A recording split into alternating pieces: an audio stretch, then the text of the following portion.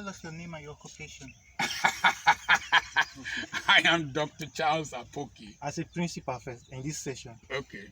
I am Dr. Charles Apoki. I'm the proprietor of Petra Christian Academy, Ugeli. Okay, sir. Now we are speaking in general. Yes. About schools in Nigeria. Yes. The effect of this insecurity. Yes. Is it affecting schools, and how? Continue. Insecurity in Nigeria is affecting all sectors, and in the northern part of Nigeria in particular, where schools have been seen as soft targets in security balances. Soft targets are targets that are not fortified. So to just go to schools, you will see that one security man and with just a stick is easily invaded, and children have been carried from Chibok, different places in Kaduna State, and they've been taken to places we don't know. And it seems like it's as if it's a profitable business to the kidnappers, because I don't understand what Gumi is trying to achieve. He's an ex-soldier, a medical doctor, by going to negotiate and pay ransoms to those individuals. He's encouraging the trade of making money from kidnapping students. And insecurity is affecting academics in the north in particular, because there are so many schools and the north is very big, and you cannot secure all of them. Even if you take the whole of the Nigerian army, you deploy the whole of Nigerian army to start protecting schools.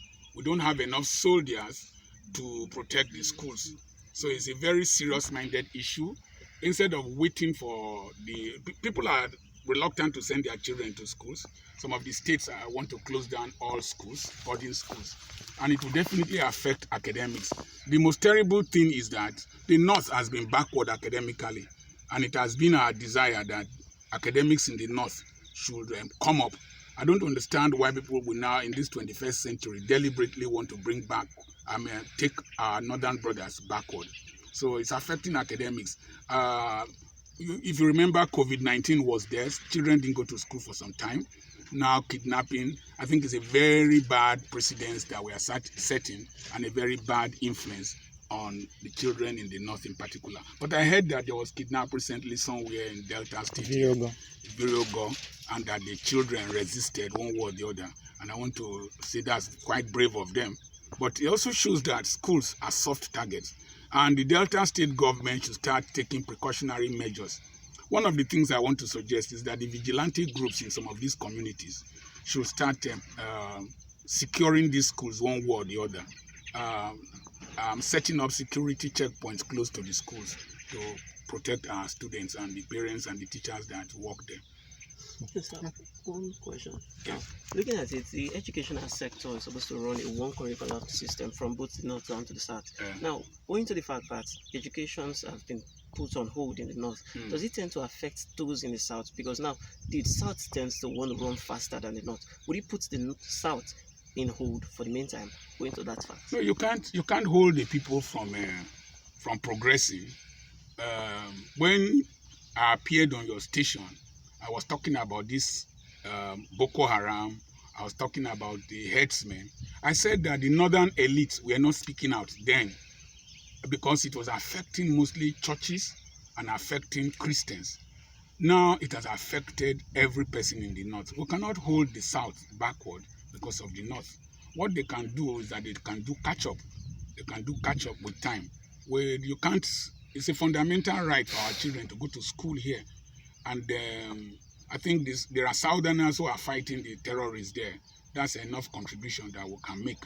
We pray that it ends very quickly. We can't close down all schools. It's not done. It's not done anyway. Even in America, with the COVID-19 pandemic, schools opened at different rates in different states.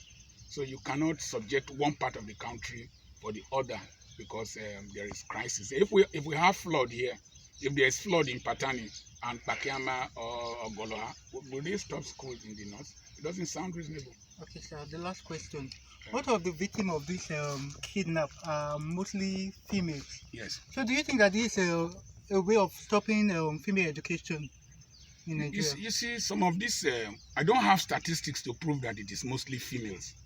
But you see, the females are the ones who are not likely to run fast.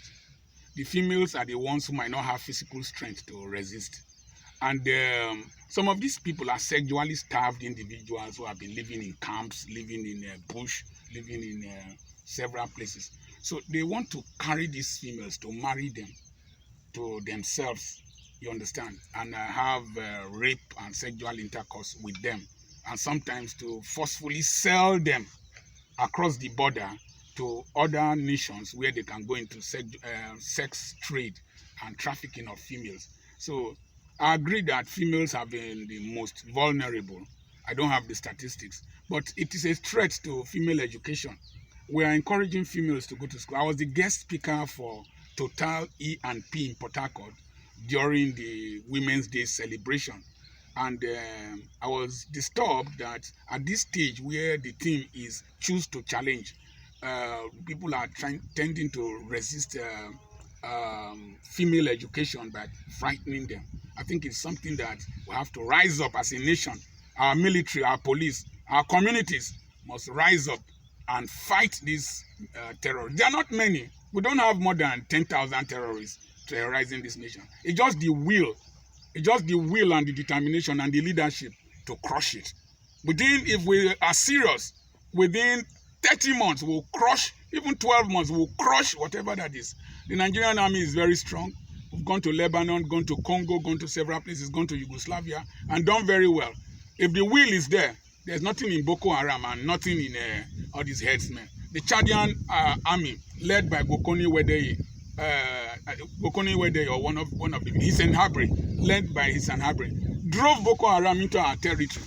I think that there's leadership failure in the country and even in the armed forces. Okay, thank you, sir. You're welcome.